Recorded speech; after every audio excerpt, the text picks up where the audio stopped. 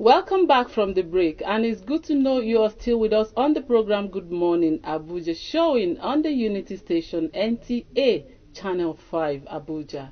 Now, the health sector is one of the key sectors in the development of any nation. Like it is often said that a healthy people makes a prosperous nation.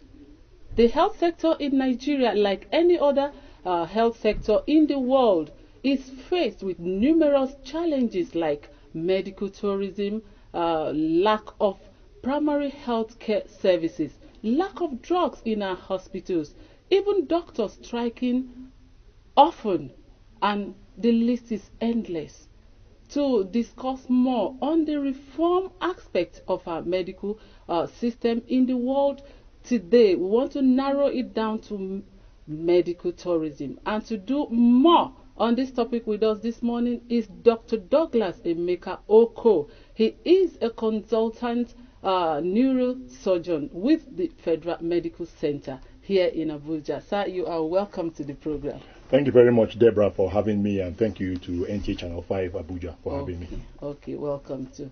Yeah, from our intro, you heard what we say. There's a lot of problem in the health sector in Nigeria. Definitely. We want you to give us a breakdown of the situation of the health sector in Nigeria. So I think, Deborah, key thing is that in your introduction, you've talked about most of the key issue. Fundamentally, like you said, when you look at the tripod of any developed economy in the world, there are three things that I usually talk about the tripod. Okay, you talk about healthcare, education, and infrastructure. Okay, so healthcare is fundamental and key. Unfortunately, within our own space here in Nigeria, for a very long time, many years, 30, 35 years, we have been struggling with our healthcare system. That is the truth. Let's not deceive ourselves. And recently, from the beginning of 2020, when you had the COVID and stuff, we were sort of exposed. It showed how weak our healthcare system is. So when you want to talk about what has caused it, of course, we all know most of the causes of why we are where we are. If we want to narrow it down to simply talk about medical tourism and why people are actually moving out of the country to actually for healthcare needs and stuff, we can try and explain why that is happening and what kind of medical conditions do they have that make them go out in the first place. Okay, before you go to why people are going out for medical attention, tell us what medical tourism is all about. So medical tourism is basically people who are ill, their families, going out of a particular country to a place where they feel they will get the best care.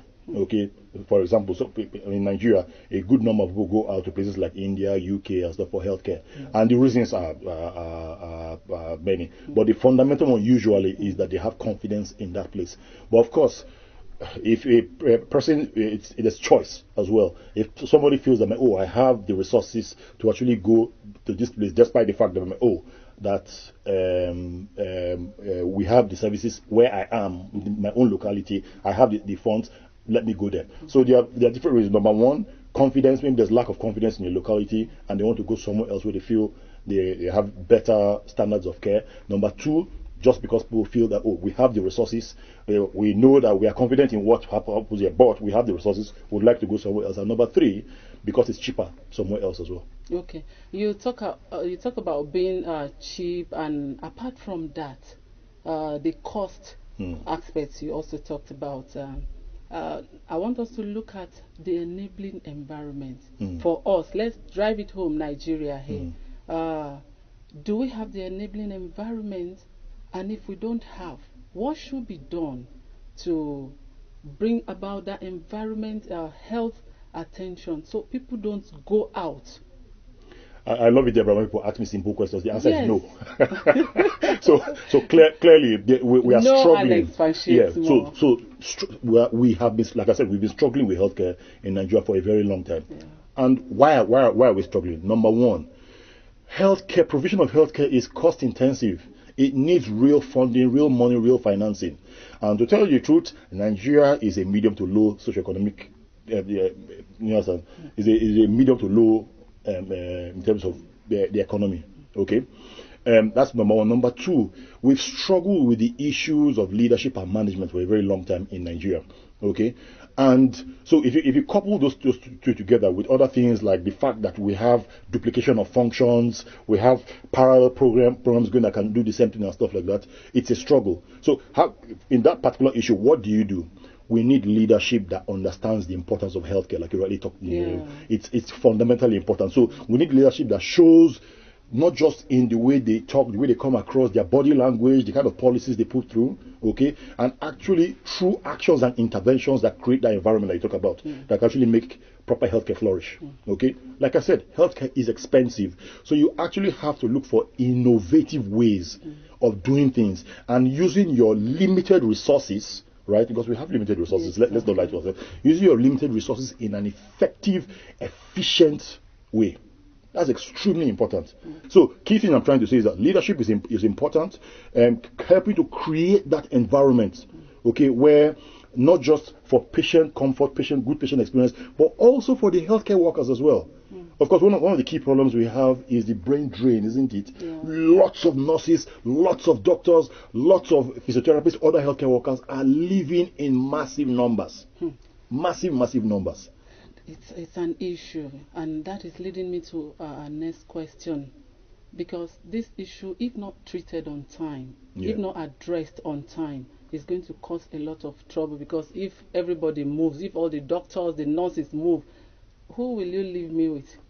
So now we have talked about enabling environment, and we can't eradicate medical tourism completely. No, you can't. Yes. But you can reduce it. Yes, that is what can we do to reduce it and bring it down to a barest minimum? Okay, so I've talked about a few things. Yes. I've talked about leadership. I've talked about creating strategies to actually integrate and coordinate systems.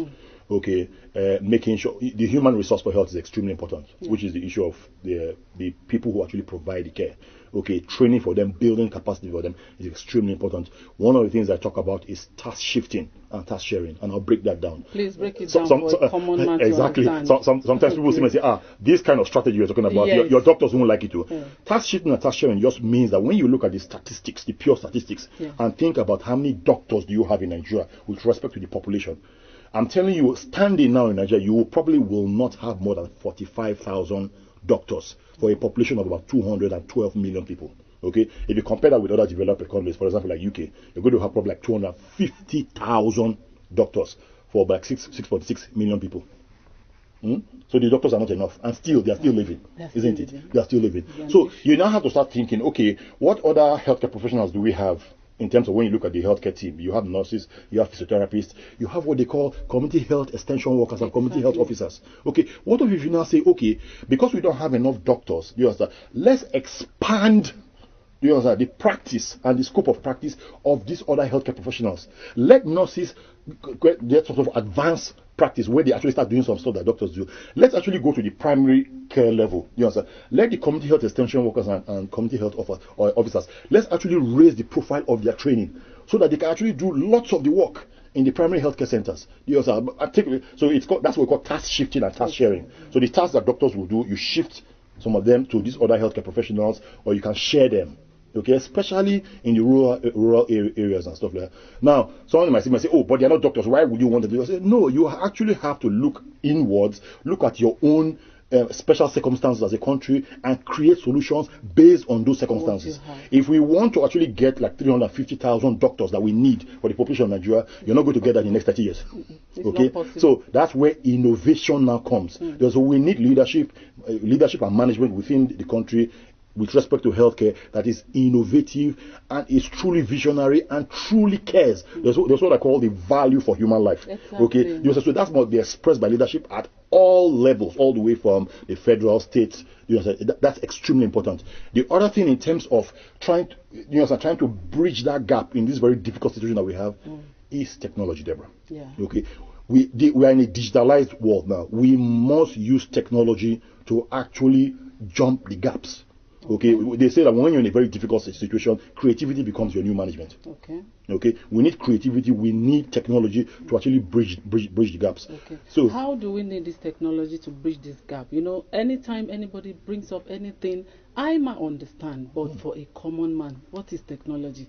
I need to be treated of my illness. Somebody is talking to me about technology. How do we need this technology to bridge this gap? Okay, so I've talked about different things. It's, Yes. it's not only technology. You Yes, need all I the tried other to bring things. that Yeah, one all up. the other things we're talking about. So Yes. I'll give a very simple example. Okay. Imagine you have a very well-trained community health extension worker in Buhari somewhere. Okay. Okay, Buhari, one of the villages. Okay, you have like three of them in a primary healthcare center.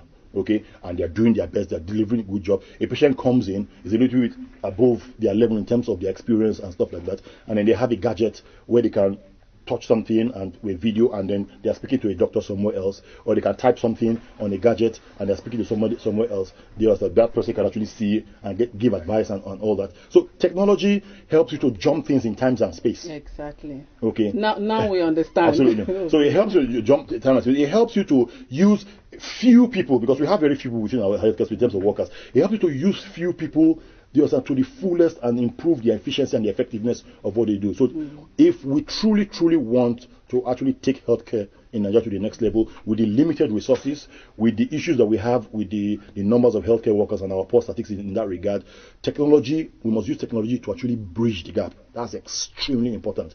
And we cannot run away from it. Unfortunately, when you talk of change and trying to change things and improve things, the average human being struggles a little bit with change. Exactly. But truly, if we truly want to take things to the next level in terms of we have to embrace that change. And technology and digitalization of what we do in healthcare is definitely what we need to be looking at.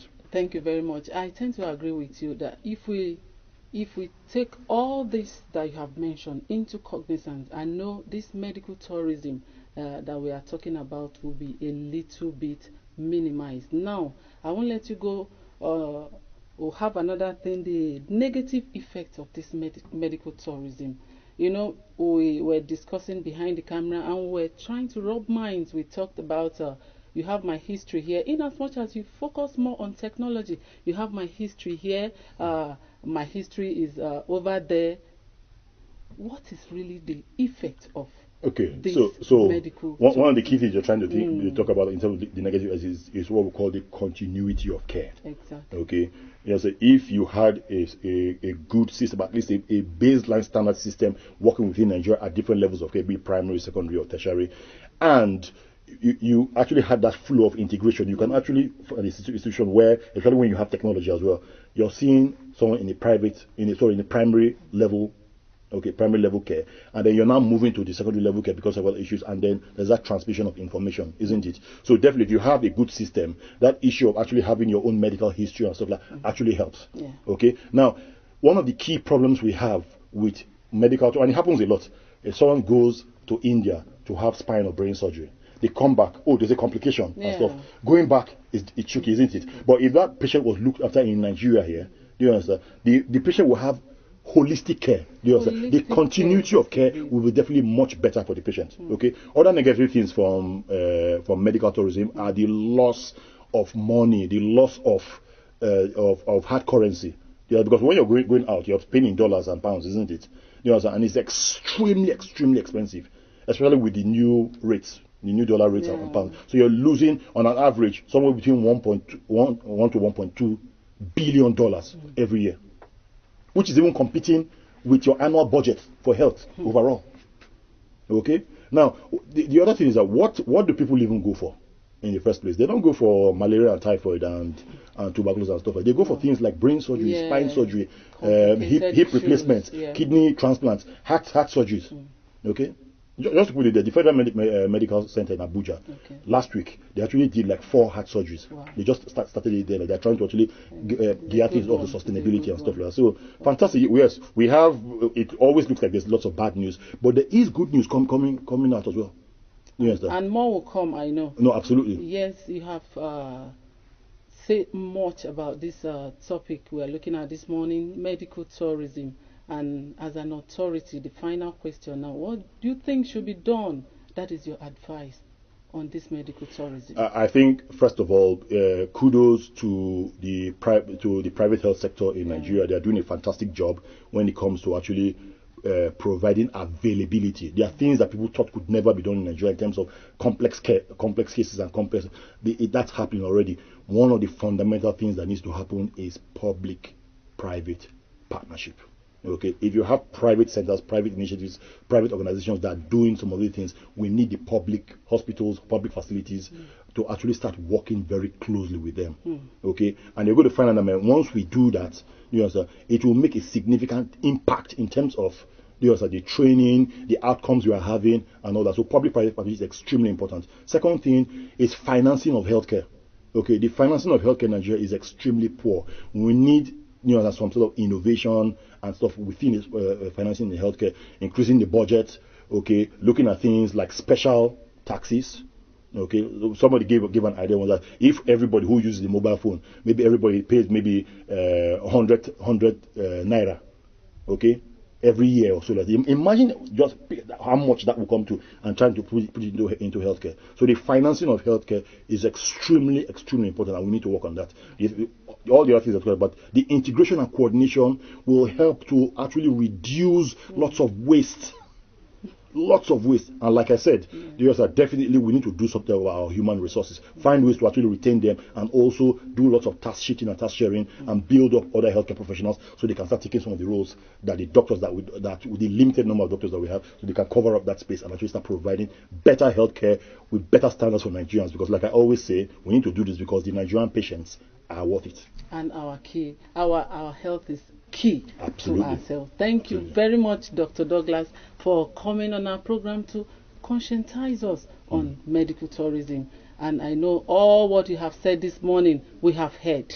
And if we will take cue to your advice that you've given to us, I know we will go a long way. Thank you so much for coming on our program. Thank you once again, Deborah, for having me. And we have been speaking with Dr. Douglas Emeka OKOR. He is a consultant neurosurgeon with the Federal Medical Center. He has talked to us what we need to know on medical tourism, and I know you have picked a thing or two from our conversation this morning. Don't go anywhere. Good Morning Abuja continues. Stay with us.